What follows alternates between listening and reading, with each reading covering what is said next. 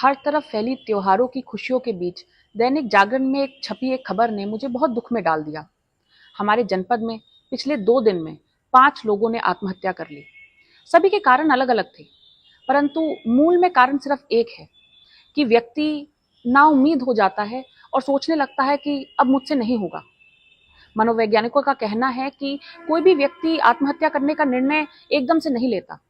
बहुत समय से जब वो इस अवसाद से जूझ रहा होता है, उसके बाद वो ये निर्णय लेता है।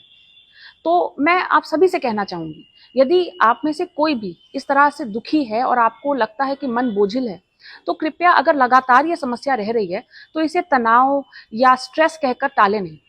अपने आप को पहले आप समझें। जैसे हमारी शरीर की बीमारी को दूर करने के लिए हम डॉक्टर के पास जाते हैं, वैसे ही यदि मन में डिप्रेशन जैसा आपको लग रहा है तो जरूर डॉक्टर के पास जाइए, अपने अपनों से बात करिए। आपका जीवन बहुत कीमती है, उसको इस प्रकार से हमें खत्म करने का कोई अधिकार नहीं है।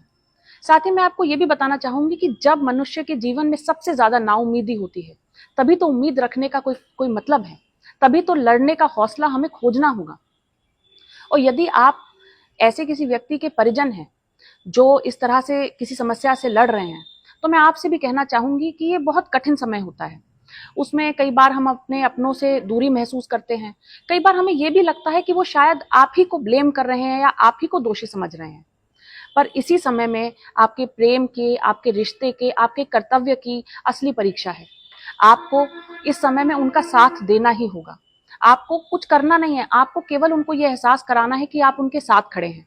उनको प्रेरित करना है कि ऐसे समय में डॉक्टर का जरूर सहायता लें। देखिए, हम सभी की एक सोसाइटी के तौर पे जिम्मेदारी है कि जहां हम सब लोग हजारों दिए जला रहे हैं, तो किसी की भी मन के अंदर की जो रोशनी है वो बोझिल होकर, वो कम होकर बुझ ना जाए। तो मुझे उम्मीद है कि हम लोग एक दूसरे का अपना ध्यान रखेंगे, और यदि ऐसी किसी समस्या से जूझ रहे हैं तो अवश्य बोलेंगे, एक दूसरे से बात करेंगे और सहायता मांगेंगे।